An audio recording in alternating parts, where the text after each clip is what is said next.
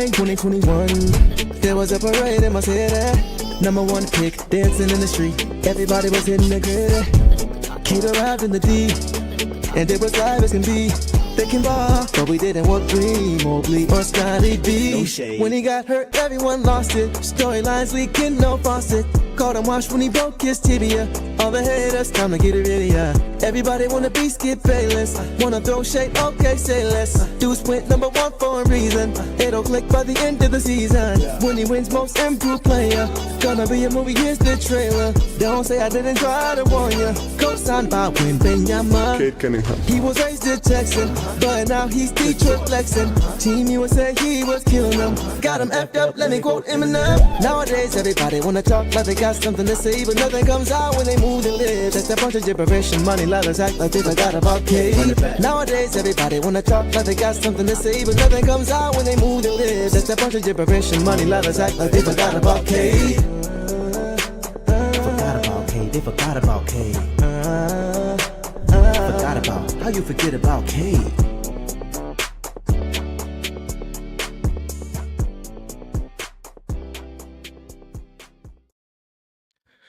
Detroit basketball.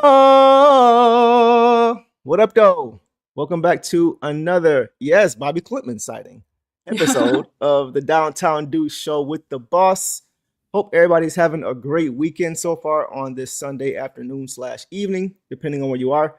Guys, playoff football is in full swing right now, and I understand that and I realize that. There's a game on as we speak between the Pats and the Broncos, but y'all chose to be here, and we really appreciate that. I'm sure Boss is going to keep us updated with what's going on in Denver since she's chilling right now, right? Ain't that right, Boss? I just double checked. I mean, the snow came out of nowhere. No one was expecting it. It wasn't on the forecast. So that's crazy. It's just snowing here too. Like I just thought it's a 2-minute warning. The Pats have the ball, and then the Broncos just need a field goal to tie. Anything can happen. But anyway, 10-7, I would have expected better from a team going up against a backup, but it's been fun. I'm excited for the game later too. I'm trying to stay away, so if y'all spoil it, I can't stand y'all. Anyway, before we get to tonight's game, guys, I want to honor Kids Day. LCA today, they had, what was it, Family Day? I think it was called, or Kids Day, something like that. Kids Day, yeah. Right, which is dope. They always do that. So to keep with the spirit, guys, I'm going to introduce you to my little buddy here. Kai, say hi. Yeah, you point, you see yourself? You messing up all my stuff? Say hi. Hi. Hi. Say Detroit basketball. Basketball. Yay. Hi, Kai. Aw. Say bye-bye. Bye-bye. Okay. Right. Y'all see he got his jersey on. Bye-bye. Hey, jersey on. Bye-bye. I would have matched with him. I have that jersey. Oh, yeah? You got the same one? Yeah. Mm-hmm. Man, oh, man. So had to introduce y'all to, that's my youngest. That's Kai. He loves basketball, too. So it's always cool to get to watch the games with him and all that stuff. So, yeah, y'all drop some fire emojis and some dubs in the chat for little Kai. Little hooper in the making. So yeah, it's always cool that they do that, if I could talk, because I think a lot of time it gets missed as far as with kids and stuff like that, as far as just keeping them involved, things like that. It's I remember first game I went to, something I won't forget. So it's just nice that they always try to include the kids and all that good stuff. So yeah, good stuff, man. All right, boss. I mean, Denver had, I'll just say real quick, Denver had their Kids Day not too long ago, and the kids weren't announcing. They had some, I just feel like Detroit did a really good job of incorporating the kids in every area. I think that they are one of the better teams to do that from what I've seen from watching. Absolutely. So very cool. Absolutely, very cool. Man. Yeah, I love it. Good stuff, man. All right, so let's get to the game. I want to first, boss, congratulate JB Bickerstaff, man. Yes. Coach Bickerstaff, guys, was officially announced as head coach for the All-Star game. So, I mean, the things he's been able to do in 2 short years, a year and a half with this team, the turnaround has been absolutely insane. So he earned his first spot. Pistons clinch East best record. He's going to coach one of the 3 All-Star games. We've got a different format now. First time doing it, and it says Detroit's first All-Star head coach since Flip Saunders in 2005, 2006. So shout out to Coach, man, doing a great job, him and the coaching staff as a whole. Oh, you changed your hair up that quick. Yeah, sorry, it fell out. I was a different person. I'm like, hold on, somebody debo your whole setup. But yeah, good stuff, man. Good stuff from Coach JB, man. Doing a great job Totally. with this organization, this franchise. So I'm wanted to shout excited. him out for sure. Yeah, especially with JD, probably, being a reserve, that we get, 3 guys in our organization there. That's incredible. Yeah. Awesome, man. Awesome stuff for sure. What's going on, guy? We see you on the chat, man. Devin, what's going on, bro? Watching that work. Don't care. Always Detroit basketball. I love it, bro. Shout out to you, man. Shout out to all you guys who are here. We're going to, as normal, usual, get to as many comments as we possibly can. If we miss you, repost, put it in caps, super chat, whatever y'all want to do, as y'all already know. But we appreciate y'all support for sure. Yeah. Boss, we're going to put up a poll as far as who gets the belt. Y'all already know what it is. So you guys let us know. As usual, a lot of candidates, right? A lot of candidates, but you guys go ahead and let us know who you guys thought. And then, boss, I'll get your take on who you thought as well. Could have went a lot of different directions. So with that in mind, let's get to tonight's game. So, guys, after dropping their last game to the Rockets, the Pistons bounced back against the Kings at home in today's matinee matchup, beating the Kings 139-116 to improve to 33-11 on the regular season. And for this game, guys, Cade was active. Even though he did play last game, he just didn't look like himself. Mm-hmm. So also the rap that he's had on his shooting hand the past few games is gone for the first time. So that was good to see. You could see it was a difference tonight for sure, Cade. And then also Karis LeVert missed his third straight game with an illness tonight. So third straight game with an illness, which is interesting to me. I'll leave that there. And on the Kings side, Zach LaVine, their leading scorer, was out for this game. So the Pistons starting lineup was Cade Cunningham, Duncan Robinson, Asar Thompson, Tobias Harris, and JD. So without further ado, boss, I would like to get to your initial thoughts because I want to see how they line up with mine because I think there was a lot we could talk about in this game for sure. Yeah, I just want to mention too, Keegan Murray was also out. He's a guy that brings out a lot of shooting for them. So we were kind of lucky to escape that. But DeRozan always has a really good game against us. And tonight we only held him to 16. Usually he's like above 30. Like he gets after it. Is this game, I feel like after the first, the Pistons just kind of took control of it. They started, kind of read what the Kings were doing, started to make more plays on defense, got a good lead and just kept that lead up the whole game. I wasn't really worried about it, At one point I did message you like after Ron got ejected. I was like, I hope this doesn't, 5 minutes still in the NBA. This is a lot. But even though I had originally said, I hope it doesn't throw off momentum, I didn't see that going anywhere just because we were playing so well. Yep. We played really well in the half court too. We were getting our buckets and our stops. I love that we were able to empty the bench. Almost everybody scored. The only one was just Clintman, but that's just really fun. It's a great way to spend the Sunday because I'm also 2 hours back. So it just turned 4 here. So great way to spend the Sunday afternoon watching them. And we definitely needed it after that last loss. And I think it also just reiterated how, to bounce back that quickly and look that nice as a unit. I think everyone had a great game tonight, just how hard it is to play against the Houston Rockets, Exactly. Yeah, it's totally different. Not to take anything away from this performance, because this was a good one, right? Yes, especially in the second half. But you could see the difference, right? You could definitely see the difference as far as just how comfortable we looked offensively versus the other day when we played such a big, long defensive team like the Rockets. So just to acknowledge that's a good point there. So as far as what I saw, it was early. This game was a little bit of a struggle. It was a lot of back and forth early. Pistons really couldn't establish and dictate their style of play and things like as of that nature, but they were just very sluggish. They had some transition opportunities early that they just couldn't convert. And I think a big part of that was just because of the personnel in the starting group, which we're going to get to later. But you talk about finishing defensive possessions a lot, boss, but the Pistons, they got to make sure that they're also finishing offensive possessions when they create turnovers.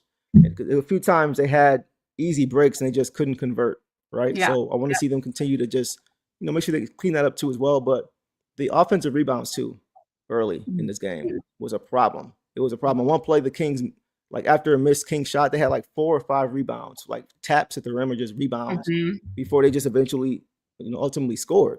And right away, coach was like, nope. We're not doing this. Yeah. Because you saw a difference though, and just in their energy for the rest of the game after that, it was just different, right? They were really sluggish. Coach woke them up. I'm sure in that timeout, and the Kings only finished, I think, in the first half, 7 second chance points after that. So Okay. they cleaned it up for sure. Yeah. I mean, that's just an area that we struggled in against the Rockets as well. So I think it's just something that to point out and grow from. And like you said, they were able to change it up right away, which is good. And then JD also he did great on the offensive boards tonight too. I felt in his minutes early as well. He didn't get a ton of rebounds total, but the offensive ones early at least, he was at least making up for it on that end. So, but yeah, the second chance opportunities. And then I think they had in the fourth when the Kings had 3 chances to shoot threes. I'm like, come on, guys. And those are a little different because it's a little loose balls, kind of. It's hard with threes sometimes. Right, exactly. But I think that was just, if that's the only negative from today, it's a great game. Yeah, it's not really a lot you can criticize unless you want to be real nitpicky. But yeah, the second half to me was just totally different. The energy from jump was just much better. I think in the second quarter alone, though, when they really start to pick it up, they scored 43 points. Right. Yeah. So they really were able to get to their offense off of their defense because of the activity. It was just much better after that first quarter. And then just finishing possessions, it was just much better until that late fourth quarter, like you mentioned. But overall, really good game, I thought. Really good game. Really just good to see that consistent effort from 1 to 15, right? Even though it was a little slow start. Guys look healthier now. It just looks like we're starting to get back to who we were before the injury bug hit us for the second time. Yeah. So I want to get to Dominic, who's always showing love, coming through. Damadavi, what's going on, Brody? Today he says, not much to say today. Everybody on the floor played well. Just wanted the defense to tighten up a bit more. Good dub. Now this next West Coast trip will be a test. Yeah, man. We're going to get to that too towards the end of the show as far as, playing some top tier teams out west. We've talked about that. So, but I'm with you, bro. It's funny because guys, it's funny. Like I put his comment up and I can see my whole face. Yeah. Usually like he's going off. Like he's right most of the time, but he has a lot more to say than just, he's kind of like us, like, all right, good game. Yeah. Like, okay. Not too much to really say overall, negatively at least. Totally. I have a lot of, my notes are, even though it was a good game, like my notes are pretty blank today. I mean, we had some good plays that I wrote down, but otherwise, there was nothing really either way, just like explosive. So we built our lead well and we kept it. We didn't have to go on these crazy runs. And that's usually when I feel like I'm writing down notes for guys to help us get in the game, but we kept our lead pretty steady against this team. Well, really steady. Always nice when you can rush your starters, right? And give other guys opportunity. And that's what happened in this game. So yeah, overall good game. And I thought too, the Pistons shot well from the free throw line. At least they started well. How they finish? They finished, so 82% tonight from the line, guys. That's awesome. The other night, I think maybe it was the Houston game. I can't remember, but they were like 60%. In a few games prior, you were saying like if they're going to be, outwardly complaining and trying to get more whistles, when you get there, you got to knock them down. And I think the game after they started getting whistles, they didn't knock them down. So so we know what they can do. Like if they're at 70% for games, for most of the games, I'm cool with that. As a team, I'm cool with that. But the 60s and anything below, it's like that's leaving too many points on the board. So 82% guys tonight on 23 for 28, that's good stuff.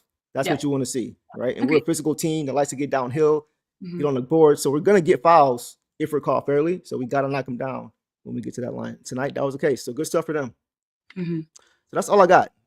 Dominic says a few of the turnovers today did drive me nuts. I feel you on that, bro. I feel you on that, man. Yeah, same here. A few unforced, right? It wasn't a perfect game, but it was overall a good game, I would say. Agreed. I know, Devon. We're gonna get to it. All right. So, anything else on the initial thoughts, boss? Nope. All right. Let's check this poll, and it's pretty overwhelming. So, as far as who gets the belt, you guys, 86% of you said Cade. Yeah. Which I'm not mad at, obviously, by the intro. Dana Shinkins gets the remainder of it pretty much. He got 9%, and then Tobias at 4%, and JD at 2%. So. Yeah, I'm not mad at that one, man. Especially, since he's had a few rough games prior to this game. I think a lot of us were just waiting for him to bounce back, right? We know he had the wrist injury, the hip injury, the illness, like all these the flu bug going around. So it's kind of a lot of things going on at one time that I think contributed to him not looking like himself the last few games. But tonight he looked good. No wrap on his hand, like we mentioned. Exactly. His shot looked more comfortable. So it was good to see that. So without further ado, boss, I'll let you kind of get to Cade and we get to these box scores and we can go from there. So let's start with Cade. Tonight, guys, in this game, Cade was balling. 29 points overall, 13 for 22 shooting, 3-5 from 3, 0-1 from the free throw line. Wow, only one free throw. 5 boards, 11 assists, 5 turnovers, 3 steals, 1 block in 30 minutes. Boss, what did you see from Deuce tonight? That's a crazy great stat line for 30 minutes. 30 minutes. Yeah, that's nuts. He just definitely, like you said, he looked a lot better. That was my thing. He was probable coming in today, and I was worried that he was going to struggle again and then have to rest the next game, which is here in Denver. Yeah. But also, I just don't want him to. I didn't want him to keep struggling. I wanted him, to feel his best. And if rest is what he needed, it's what he needed. But clearly, he knew what he needed as well today. Mhm. He knew he could do it, and yeah, his shots just looked way more better, way more fluid. Way more him. He started off a little slow too. So if he had made some of his earlier shots, he definitely would have had over 30 points today. Yep. Yeah, because he had 19 points and 9 assists in the first half. I loved in the third when he just snatched the ball from Schroeder. Like he was moving on defense too. He wasn't letting anyone get the ball. He was making it difficult. Yeah. I mean, 3 steals and a block. Like, let's go. Shooting 59%. Mhm. Yeah, I love everything I saw about Cade. I'm so glad that he's looking a lot better from these last 3 or 4 games. Yeah, true. And he is who I would pick to get the belt tonight, I believe. Yeah, for sure. Yeah, like he has to get it. He has to get it. I mean, even if I know we were all expecting and just waiting for him, like, all right, okay, I know you're struggling, bro. Waiting for you to come back. I think even without that context, just looking at this game for what it is, without looking at the previous games, you still have been like, yeah, Kay played the best. Kay was, the driver of, especially offensively, but defensively too. He was the driver. He was the engine for sure tonight, and he was impactful in doing it. So I just thought for sure, no question about it, Kay should have got the belt. We can pretty much book that. But to me, boss, he just looked like Cade. He looked like himself. He looked like himself. He started a little slow as far as just with the shot making, a couple turnovers here and there. Like the last few games, I was saying a lot of shots that he normally makes, he just missed. And it started that way. Like it began that way. The first couple shots, just like just a little off target, a little short.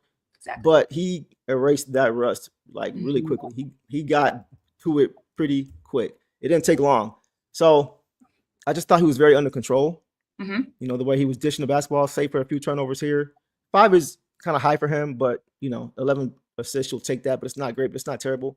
But once again, we said about it's just like not having to go against a bunch of long, tall defenders like he did last game. That helped for sure, right? Not getting trapped and having to barely be able to see through the trap at all. That wasn't the case. So I liked how he just took his time, especially in the pick and roll with JD. That pick and roll JD and Stu too, to be fair.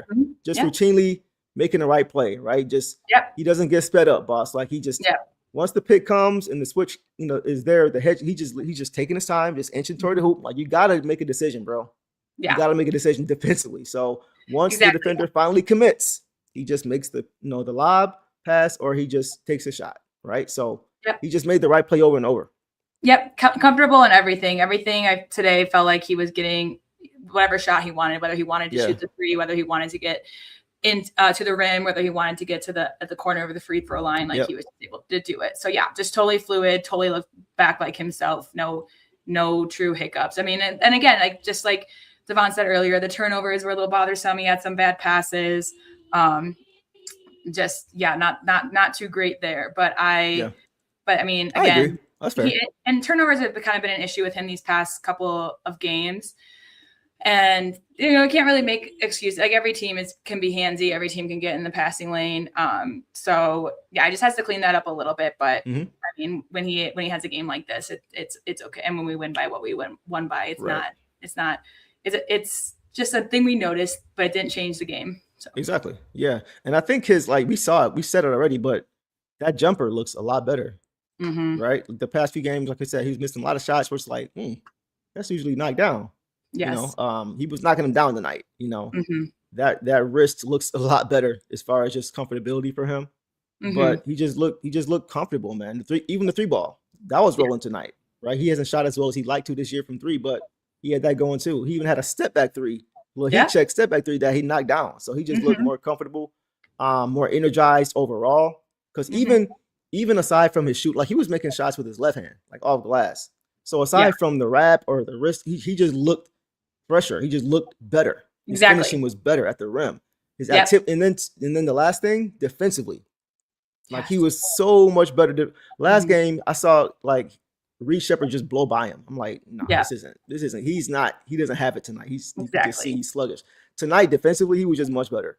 right? On one play, we saw him intercept a pass, outlet pass from Dennis Schroeder, and found Tink for a 3-ball. Like just the heads up plays, just the energy plays. So I think because you can tell, that's when I could tell that Cade is okay. Like when he is locked in and impactful and active defensively, you know he's energized. You know he's good. When he's not, you know something's wrong. Like aside from the shooting, watch him defensively. That's how you can tell if he's feeling good or if he's not. Yep, exactly. Just like you said, just smooth, not choppy play on both ends. Just look good. Makes me excited that he's for sure. So. Yeah, for sure. And then the last thing about Cade is I love his instincts. He's got great instincts. He did a really good job tonight of just keeping guys involved offensively. Like we're gonna get to it, but JD had it going tonight. Like he couldn't even stop. He was just rolling tonight, right? But early and for much of this game, Asar wasn't really involved offensively, right? So on one play I saw early in the second half, he called for a screen from the top of the key, called a screen. And JD and Asar were both on the same side. And so JD runs out there and Cade immediately waves him off. Says, no, I want Asar to give me the screen. I want Asar in this action, right? So when they ran that, Asar got the ball off the catch and made the right pass in the corner for Tobias for a 3, right? But Cade got him involved in that offensive play, right? So that was important for Asar in the game where he wasn't really doing a lot offensively, but was giving you a lot defensively, right? So just keeping him involved, rewarding him with offensive touches, even not even shots, just touches, just letting him touch the ball, right? Just keeping him involved. That's instincts. That's point guard play. That's maturity. That's awareness. All things that Cade has. You can see and you can tell from plays like that. Yeah, and you could see in the beginning that they tried to get Asar going at the rim. He had a couple that were blocked or contested that didn't go in. And so then, I don't think that wasn't necessarily forced, but then, like you said, the instincts just like Cade just read those a little bit better. Going forward, and Asar was able to get some of those shots from assists from him. Exactly. 3, Mr. Wright says 15 steals and 5 blocks is crazy work. That's good work, man. That's hustle work. That's all hustle work, and it came from a lot of different guys too, which is encouraging. So I'm sure Boss is gonna get to some more box score stuff as we'll get to it. So anything else on Cade? No, just glad he's looking better. Yeah, for sure. Blackheart says Duran over Sabonis. I agree. 100%. 100%. We're going to get to JD too, for sure, in that matchup a little bit later. So, all right, boss, let's move it on along to Duncan Robinson, guys. So tonight, Duncan Robinson finished with 13 points on 5 for 9 shooting, 3 of 6 from 3, 1 assist, 1 turnover in 24 minutes, boss. Take off on Duncan. Yeah, clutch game from Duncan. His 3 wasn't hitting last game. I think he was 1 for 6. Yeah. So just to, get that back up to 50%. He had some nice drives to the basket. I loved he had like a feed to Asar for Asar's jam. He that was when Duran like had a touch. It was a little bit sloppy, but Duran like had a little touch pass to Duncan in the corner, and then Duncan saw Asar open underneath. So he's just doing great out there. And I think his defensive effort was great as well. Just a ton of hustle. Just tries to make it as difficult as he can. So yeah, I loved what I saw from Duncan tonight. He had his first 3 make was like super contested. Yeah, it was. Like when I saw him throw it up, I was like, is this a desperation? Like why? But it went in. So he was feeling himself. Yeah, I saw that one too.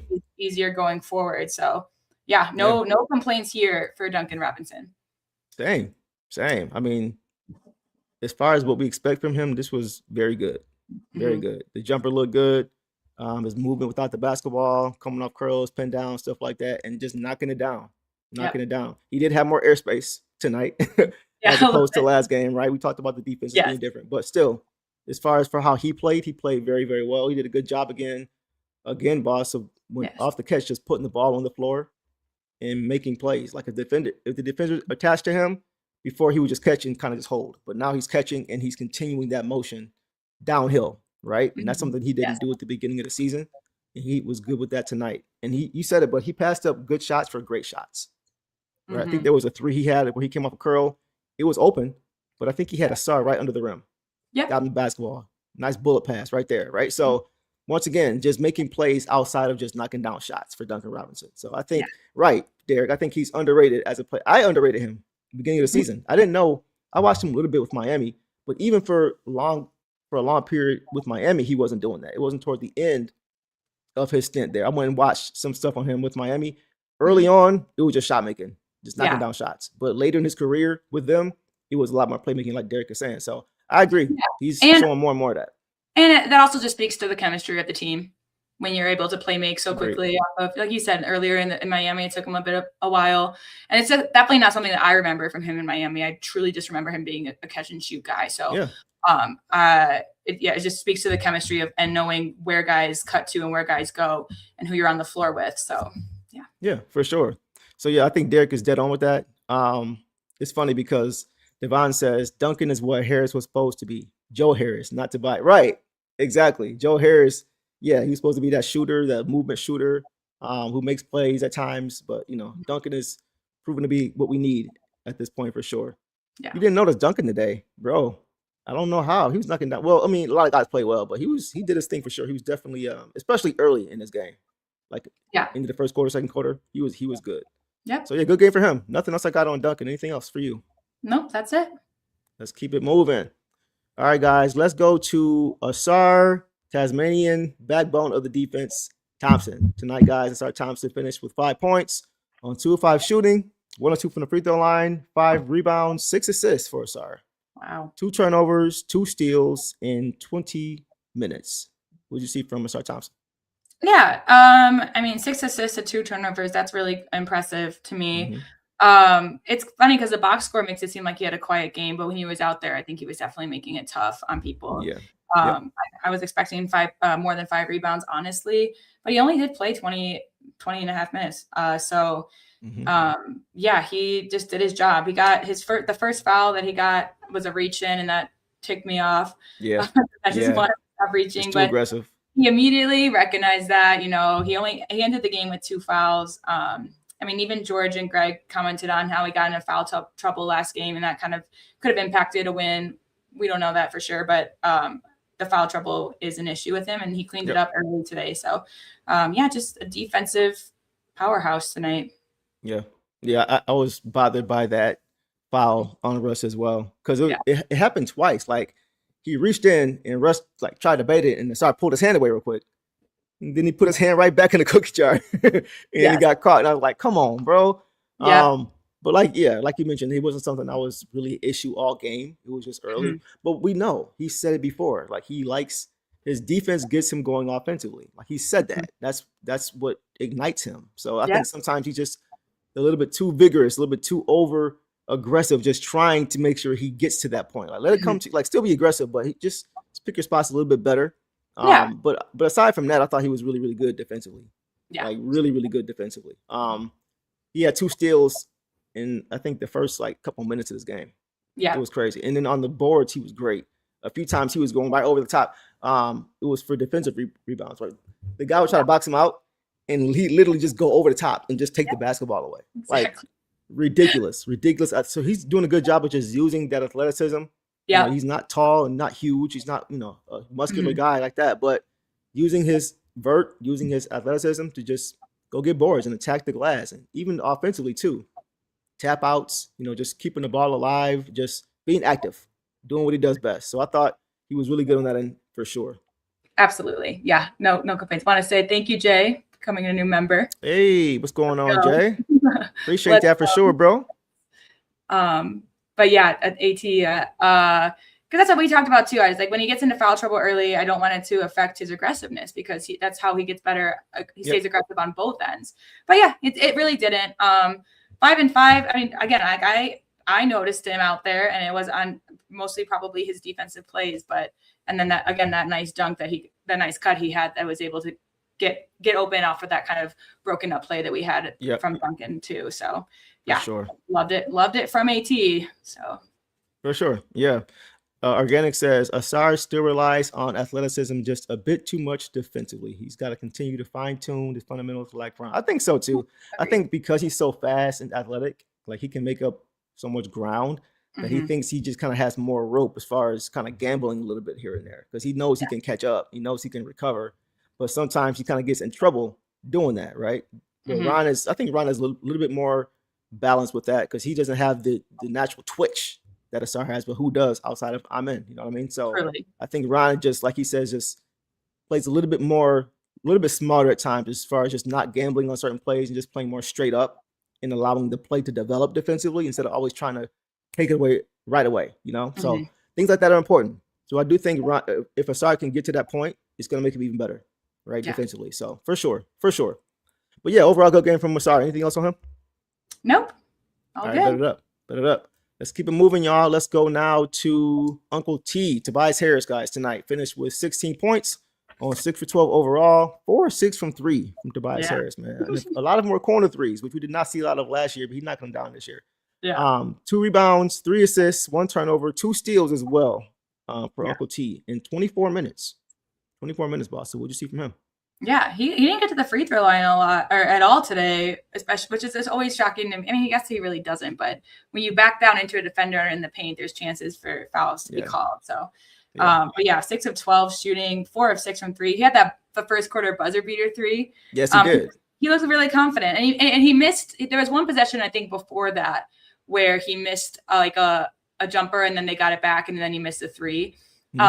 And so to then have the confidence, get open and be on that side and get that back and drain that. And that was right after he had words with Schroeder too at the free throw, which I saw Schroeder give to Tim Hardaway Jr. words out here too. Like it's like loving competition, for sure. But yeah, no complaints from him. Again, just super reliable on our offense. Our third most scorer tonight behind Caden Duran. Just another good bounce back game from him. He looked really great out there. And yeah, like you said, his steals, he played good defense to have a block. Yes. That was the wrong thing. He just had steals. But no complaint. This is just a really good game by everyone. There's really nothing I can even, nitpick about it. So yeah, for sure. I'm seeing some of you guys' comments here saying they're going to start to stay in his feet close. I know, for sure.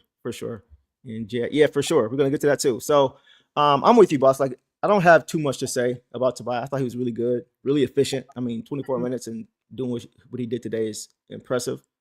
The rim was really kind to him today. He had a few shots just dancing on the rim for about 2 or 3 seconds and it eventually fell in. So I'm not mad. They fell, you know, but it's always good to have that every now and then. We saw him too. Like once he's able to get to a spot in the half court, mismatch or not, more times than not, he's gonna get a good shot.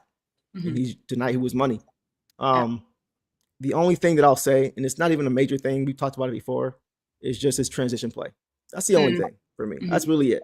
Like I've said before, if there's any resistance at the rim, he just kind of struggles, right? And today there was a 2-on-1 with he and JD, and Tobias just wasn't able to get enough lift to get up for the dunk, and it was a block. You got a 2-on-1 with you and JD.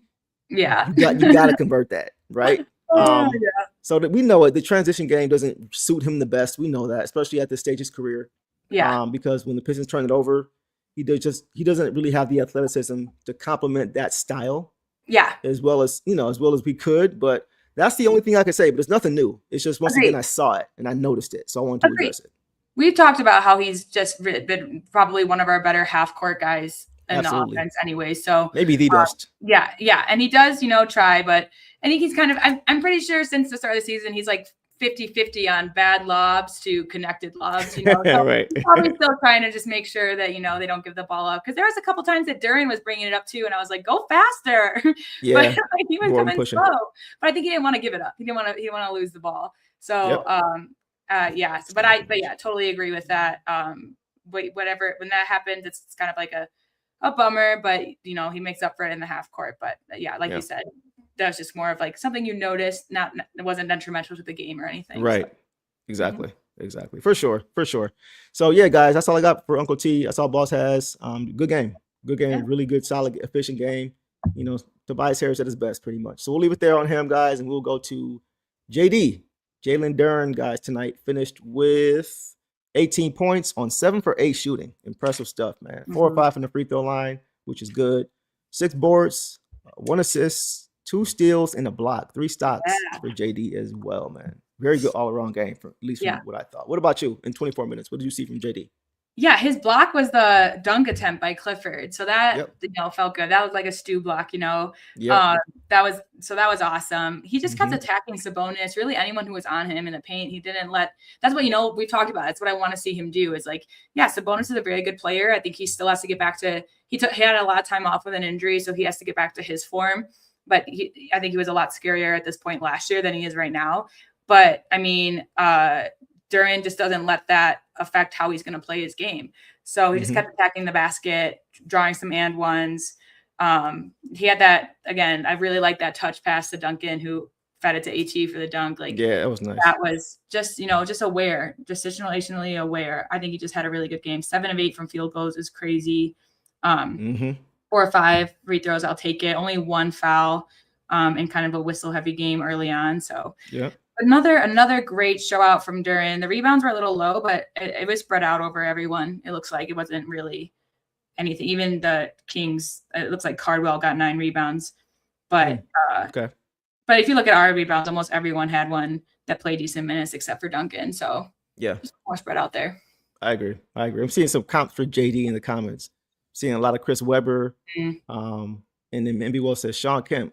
I do like that as far as the athleticism. I think he has more playmaking ability than Sean Kemp does. And Sean Kemp was probably a little bit more athletic, a little bit smaller, wasn't quite as big as JD. I think they're same height, but he just wasn't as muscular, as big. He was more wiry. But I think that's pretty solid too. I think JD's a combination of a lot of guys. I don't know if there's one guy who you can say, yeah, that's JD. You know, the way he's built is just kind of, you don't see it every day. So, but yeah, keep the comps coming, y'all. Keep them coming. As far as what I saw, boss said he got off to a really good start, man. He was dominant most of this game, but especially early. His first 2 possessions of this game were and 1 finishes. Yep. On Sabonis, like back to back. Yep. He wanted to make his presence known right away. The last few years, I won't say it's been like a rival or anything, but you can tell they, at least on JD's side, he plays with a chip. Yeah. He plays against, you know, Sabonis. I remember a few years ago, I think it was his rookie season, and somebody asked him in the media room, you know, how hard is it to guard, you know, Sabonis? And he said, it's not that hard. You can tell he's kind of irritated by the question. Like, he's just like, yeah, nah, he's nothing special, bro. So it was, but it's funny because over the years, like, especially early on, you could tell Sabonis was better. Like, as JD was coming up, you could tell, like, Sabonis is better. He's all-star right now. But as the years have gone on, you've seen, like, JD catch up. You know, so it's just nice to see as JD gets older, as he matures, that he is working on his game. Yeah. That he is improving, right? Because the athleticism was always there. But you're seeing the polish now starting to show through. You're starting to see he's playing smarter, more under control, not getting in foul trouble, not making it a personal battle, right? Just playing smart, playing to his strengths. So it's just nice to see JD over the years just kind of grow as a player, especially once again, it's why you need to have time with these guys. Because from him last year to this year is totally different. 3-1-3, I think that's a good one. I like Woolridge. I like Woolridge for sure, but I like David Robinson too. I think David Robinson was a big. Robinson was tall. He's like 7 feet, but he's big, muscular, athletic as ever. He was ridiculously like quick for a big man. It was crazy. But I like that comp. You know, good from 15 feet out. Really could knock it down. Yeah, that's a DPOY type of center. He actually won DPOY. So I think that's a good comp for sure. I think he won MVP too, if I'm not mistaken.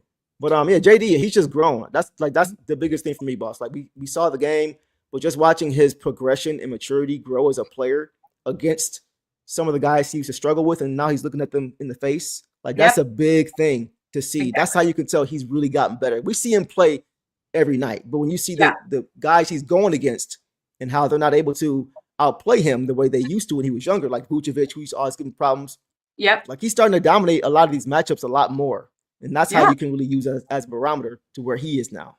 Yeah, and he's doing that, you know, and it's because he's maturing, he's getting his shots off and stuff. But like when you can attack the basket more when you confidently improve your handles, when you confidently improve your turnaround jump shot, because that means that if you can't get all the way to the rim, you're not just stopping and trying to push it back out. You're like, well, I can turn around and fade away and get this over. So it's just the development of his skill on top of his confidence, on top of the team winning, all these things combined have really helped him kind of just, start, to get better quicker. Like I feel like he's just from season to season, it's been, good growth. But like from this season to last season, even I feel like he's really just shot up in terms of just some of the shots that he's getting. They're not all dunks, they're not all tap-ins. He's creating the offense for himself. I'm even Yep. seeing him, pull out these handles at the perimeter and stuff. So sometimes Yep. I feel like, sometimes it benefits it when it's half court. I feel like he doesn't usually get the ball taken away from him. And it's when he's running up transition and doesn't really know what to do. Yeah. That's what Yeah. kind of gets tapped He's away. got a pretty tight handle under the hoop. Yeah. I agree. Yeah. Agreed. For So sure. yeah, really, really good game from Duran.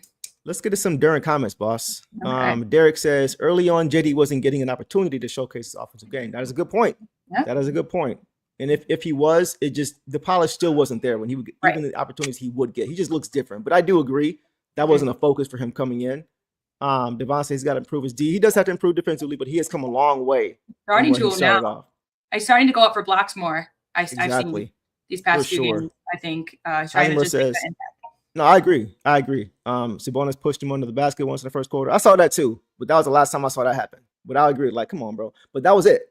That was the only time I saw that happen. Other than that, he was really dominating and being physical. I saw from what I saw was Sabonis. Best big outside of Giannis in the East. I agree. And Derek says he can go deeper into his bag and face up. Exactly. Drive in, post. Just show more of what he has. And since he's gotten better at it, they're rewarding him for sure. Organic says David Robertson. Yeah, he did a 70 ball with the Spurs. He was nice. He was definitely nice. What was the one you had, boss? Also from Organic. JD with a turnaround jump shot from the top of the key, but is gonna bro. It's gonna be scary. It's gonna be scary. Like a Jokic I say it all the shot. time, but I see a lot of Jay O'Neal as far as with just the way he shoots the ball, his release, his balance when he lets it go. That 15-footer from anywhere in the court, I could see him eventually knocking that down consistently in the next couple years, right? Towards just automatic. Yeah, man. Love what I see. Derek says JD's body type reminds me of Antonio Davis. His playmaking ability reminds me of a young C Webb. That's a good combination. Good combination, bro. Yeah, not Dale Davis, Antonio Davis. Better offensively for sure. All right, we can leave it there, guys. Oh, last thing. You mentioned it already, but the defense is better. I know he has to improve on it, but I mean, the big swat he had at the end of that first half that led to a transition opportunity was big. And then too, also, he broke up a lot of passes in this game that would have been otherwise dunks. A lot of alley-oop passes, a lot of lobs that he just kind of rushed back down the court and blocked recovery, a lot of stuff like that earlier in his career, he'd be just crossing half court, right? Or just not sprinting all the way back. So once again, the mental focus that he's now playing with consistently is something that he didn't have before. And that's why he's just able to show off his ability because he's just playing harder consistently now. Yep, exactly. Love it. All right, man. We'll leave it there. Want to get to this super chat from Great Tate Debates. Appreciate you, brother. Says, okay, cool. Super sticker. Hit us with another comment, bro. Appreciate that. Yeah. Hit us with a comment. Give us a comment, a question, observation, whatever you saw, and we'll get to it, bro. Appreciate you, man. All right, boss. Let's get to some reserves in this game.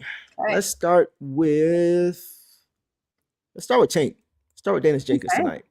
Tonight, guys, Dennis Jenkins finished with 11 points on 4 for 6 shooting, 2 of 3 from 3, 1 or 2 from the free throw line, 1 board, 5 assists, and 0 turnovers, and 2 stocks to boot, boss, with 1 steal and 1 block in 23 minutes. Man, again, what did you see from Dennis Jenkins tonight, boss? Take off. I just want to say NBA has him at 6 assists. So I'm going to give him the benefit of the doubt. With 6, right? Okay, you instead of 5. Yeah. But just everything, again, 11 points kind of surprised me. The whole bench unit kind of really spread out their shooting with the 11 points. I know, right? It seemed like when he had the ball, he would hit. I appreciated his defense. He had some good steals. He had that steal in the second where he stole it, gave it to Cade, and Cade gave it right back to him for him to hit that 3. Yeah. Dove to the corner. As soon as he got it, dove to the corner. Yep. So just no turnovers too. That's just so impressive. Only 2 fouls. And he was talking out there. You could see him talking to some of the Kings guys too. So just really liked what he gave tonight. 11 points in 23 minutes, which that's fantastic. Which we'll get to it later with Ivy, but Jenkins, I mean, him and Ivy out there together was really fun. Him and Cade out there was really fun.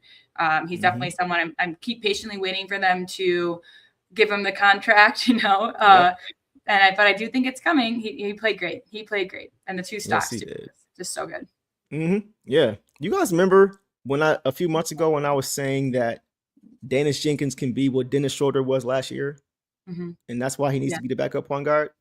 They played each other tonight, and I felt like it was a pretty even matchup, right? I think Schroeder played more minutes actually because Dennis played 23, Schroeder played 25. So pretty even. Okay, so they played about the same minutes.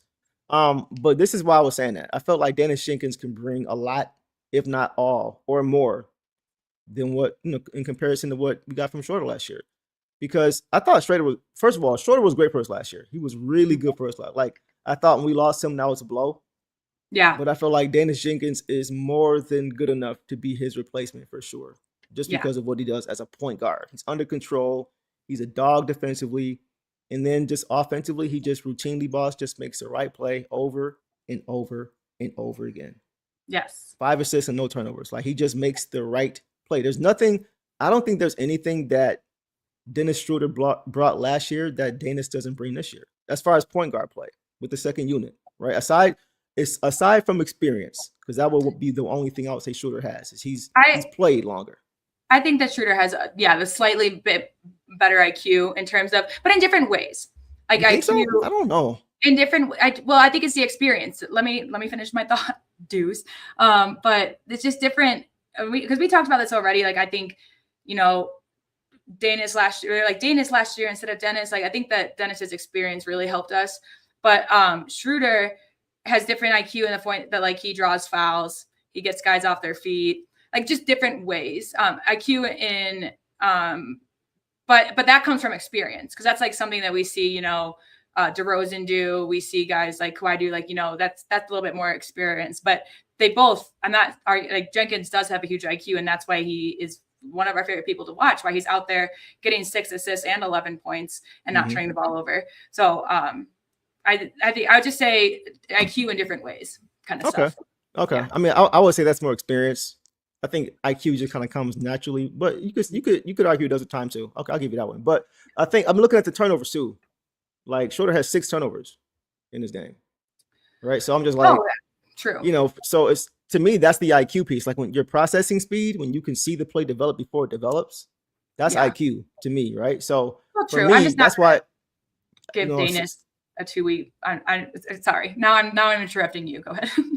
No, I was just saying that's the piece that I think I feel more comfortable with when it comes to Dennis Jenkins. I know that he's going to make the right play. Yeah. Right. We'll see. Like, and Schroeder made great plays, but I just feel more comfortable with the ball in Dennis Jenkins' hands, because I feel like he's going to make the right play regardless of how flashy it looks or how bored it looks. I just feel like I just trust the ball with him in his hands. So that's why I like Dennis Jenkins, man. That's just my take, though. He's a perfect not replacement, but we didn't miss Schroeder because Dennis was able to step up, and he's a great comparison. But both of them are very smart players, and it is cool to have a smart IQ in such a young guy like Dennis, who has had to go through a lot of adversity, and that helps create it as well. But yeah, definitely at this point I would pick Dennis, to help lead us. But then it's not understated Schroeder's leadership and what he brought to the team last year and what he can do. For sure. Yeah. I'll put it this way. As far as who you want to replace him, there are not many better options than Dennis Jenkins, right? Exactly. And I think once he gets 4 or 5 years of NBA experience under his belt, he's going to be massively better, right? Because this is his first season playing meaningful minutes in the NBA.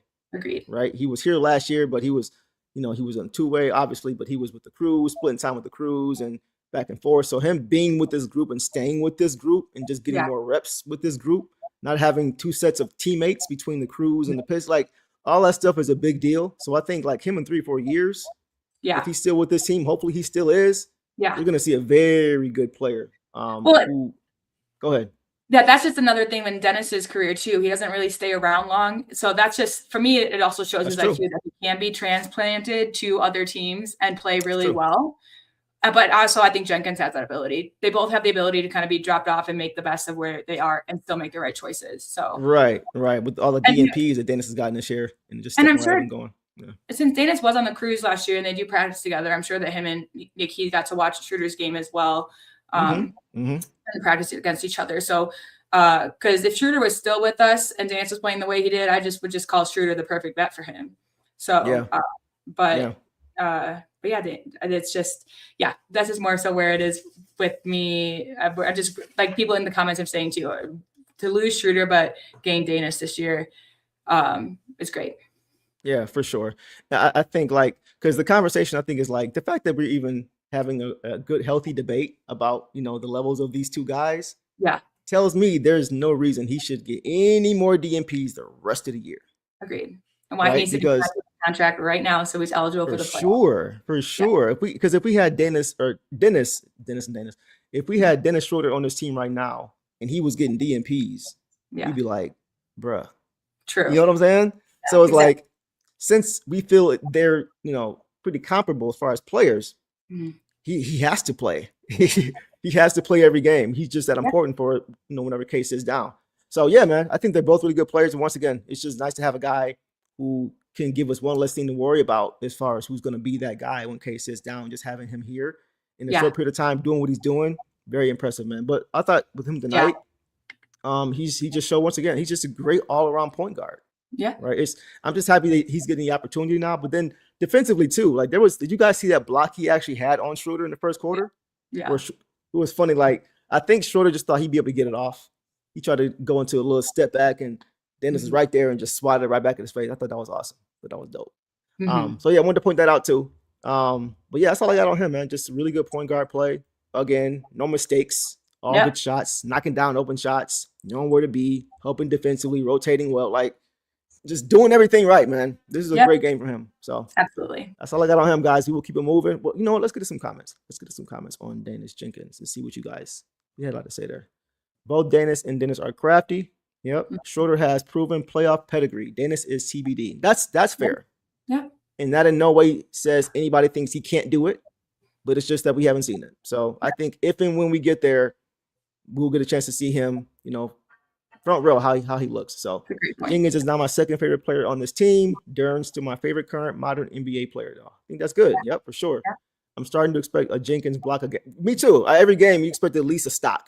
At least a stock. A block or a steal every game you expect to see that. Yep. Okay, a few more and then we will keep it moving. Danish, show me the money, Jenkins. Right, yeah, pay that man. He will sign for cheap. Okay, cool. And then Great Tate says, do Sarah, great work. We must keep chemistry and culture growing, including protecting our talented lottery and young players. I realize fans like me can be impatient after a long drought. Hey, yeah, exactly. It just takes patience, man. But it's going to pay off in these next few years, I think, for sure. So yeah, we'll leave it there, boss. And now we will move on to Jaden Ivey, guys. Tonight, guys, in this game, Jaden Ivey finished with 11 points on 4-6 shooting overall, 3-4 from 3, 2 rebounds, 4 turnovers, which is high for him. In only 17 minutes, boss. So take off on J.I. What did you see from tonight? Yeah, he started off a little slow, but then kind of made up for it. He had a bad turnover. There was one, too, where he passed it, and I don't necessarily blame it on him because he dribbled in, and then I feel like Tobias should have stayed out. Why are we all collapsing? So I don't really blame that one on him, but it was just, I think, off the back of another turnover. So he had 2 back-to-back, yep. Yeah, and he played 4 minutes in the first, and then we didn't see him in the second. Yeah. And then in the second half, he came in, and he was hitting threes. He had a great cut to get the dunk, just behind everybody. He also had a great pass. He finished with 0 assists because Javonte, he had 2 great passes. One was to Javonte under the rim, which resulted in Javonte free throws, which Javonte made. And then he had another great one, just whipped it across the court to, I think it was Ron Holland in the corner that was also Javonte Green. And that was another Javonte Green one when Keon Ellis, they challenged the foul call and there wasn't enough evidence. And then so he made those free throws. So technically, if you counted free throws, it did result in 5 points, 2 of J.I.'s assists. So I'll give that to him. Exactly. Agreed. So, and he played 11 points. We had 4 bench guys finished with 11 points. Javonte got there in 15 minutes. J.I. got there in 16 and a half. The other 2 got there in over 20. So I don't want to hear, I personally don't want to hear any hate about his 11 points because he got there being the guy who played the second least. Second least amount of minutes. Not in garbage time, so not including our guys. Right. So, I think he still played really strong. He had a couple slip-ups on defense, but he also had some other really good defensive possessions. It's just hard, like we said, with consistency. But I enjoyed seeing him more in the second half of this game because we talked about it 17 minutes, 16 and a half. I still want to see more minutes from him, but I was just happy to see him in the second half. I don't like when they use all of his minutes in the first half and then we don't get to see him later on in the game. But he's just stayed consistent in the fact that he's coming out and, making most of his minutes. I can't complain about 4 of 6 shooting and 3 of 4 from threes. The 4 turnovers, that's bad in that amount of time. Yeah. You know, second most the Cade with 5. So I do agree the turnovers are pretty rough, but For sure. But otherwise, I don't think it was a bad show out from him at all. Yeah, and one of those turnovers was a Tobias lob. Oh yeah, where he just kind of threw it off the backboard, and as soon as he let it go, he was like, "What is going on? Like, what? Which we've seen. Like, how did that happen, bro?" Yeah, we've seen everyone do those. So. Yeah, so that was, but he has the back-to-back turnovers early, and he was just not in sync early at all. But he recovered. Like, he's had some slow starts the last few games, and then recovered like nicely. The last, I think, 2 or 3 games he's done that. So, but I agree with the shooting. The shooting never left, right? He's still getting used to it. You can see he's still getting used to his body. He's still getting used to playing. Just the athleticism, the burst. He's still getting used to, you know, if it's there, if it's not.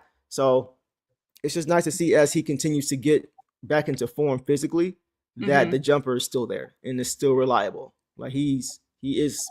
I would say he's a top 3 shooter on his team behind Duncan. Yeah. I mean, who's really better than him? Yeah. Can't really, you know, maybe Javante, if he's like, it's not a lot of guys who you're comfortable shooting the 3 ball more than J.I. So, and it's all kind of always been that way as long as he's getting good shots. I will say this though, like, he's got to make sure he gets back on defense because he hit one of his threes was a corner 3, and he let Malik Monk leak out and beat him back down the floor for a 3 or for a dunk. So he's got to be careful with he tried to get back, but by the time he realized it was too late, right? Yeah. So got to make sure you just stand attached. Yeah, that's exactly it. I think Malik wasn't looking for an offensive rebound. So the minute J.I. kind of let it go. But yeah, it is that kind of like, I think Malik also just got quick, but J.I. I appreciate him trying to get back, but I agree with you too, that it just needs to, they just need to get back quicker when it's that. Yeah. But I truly, and I can see after a great win why, I don't know, people might come in and still be haters, but I don't think he deserves it tonight. None of them do. They all played great. No. Yeah. I mean, yeah, for sure. I thought he was overall pretty good. Yes. Right. But we even see, like, even when he struggles, he still was able to get some things done. It wasn't like, you're just like, if you clean that up, you would have had an amazing game. And this was the first time he struggled in a couple games. Like the other games, he was looking good in his minutes and didn't really have some stuff ones exactly that move. But you know, so again, it's like, okay, well, he had mistakes and he made up for it. But yeah, this was his most mistake-heavy game in a while, I feel like. And like I said, they weren't detrimental to the team. We saw other guys make mistakes as well. So yeah. I'm just excited to see him on Tuesday, hopefully. You know, some minutes here in Denver. I'll be wearing his jersey, rooting him on. So still really happy to see him out there. And it looks like the 17-minute mark is just kind of where they're keeping him. And that just might be a call as we get closer to playoffs too, because we have so many talented guards, even on the bench, trying to figure out who gets the first call up. And I love Ivy, but I think Jenkins has earned that right now. If they had to pick who's coming off the bench first, for those guys, I would maybe pick Jenkins. I know they're different positions really, but yeah, Ivy is still, I feel like he has been reliable these past few games, even with the hate and the lack of minutes. He's still putting up, not throwing up crazy shots, putting up his shots confidently and shooting at a higher percentage. So yeah, he just has to be more careful with the basketball. Yeah. Right. It's a few games now. We've seen him kind of try to penetrate, and he's not, you know, his backside, he's not aware of, you know, things like that. They're getting from behind, stuff like that. So like Heisenberg says, I'm not going to go this far, but he says it's time to start imposing the Fontecchio rule: catch and shoot, no driving. Every time he puts it on the floor, throws it away.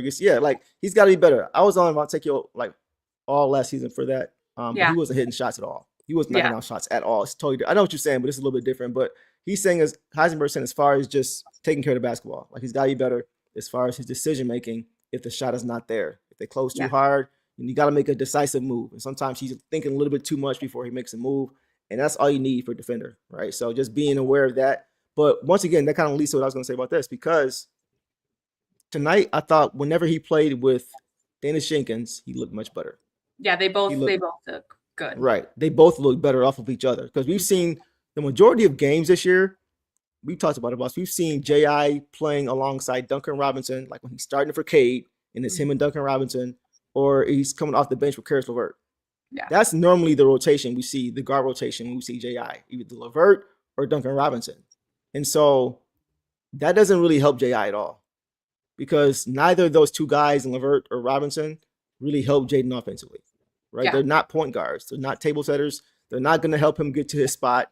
We know Duncan's really just a shooter unless it's a secondary action, right? Off of a play, right? And then we know with Karras, he's more so looking to score than he is to get you involved. He'll make the pass if it's there, if he breaks his guy down, but he's not looking to get you involved initially. So that's who J.I.'s been playing with for most of these games this year, those two guys. So when we see him with Dennis Jenkins, right, that's why we've been asking to see more minutes for those two, because we know that Dennis can really help set him up and get him playing to his strengths. He can help Jaden be more aggressive, get him to his spots. So I just hope we see more of those two together, because that really helps Jaden, you know, especially as he's coming back, right? Yeah. I don't ever like seeing him start with Duncan coming back off an injury. That's the worst case scenario for me. So seeing him with Dennis, a playmaker who can help him get to his spots and knows his game and can help him get there, just makes more sense. Yeah, and I agree with Organic too. I don't want to see Ivy just settle for being a catch and shoot guy. And I agree. I think that's what's working for him right now.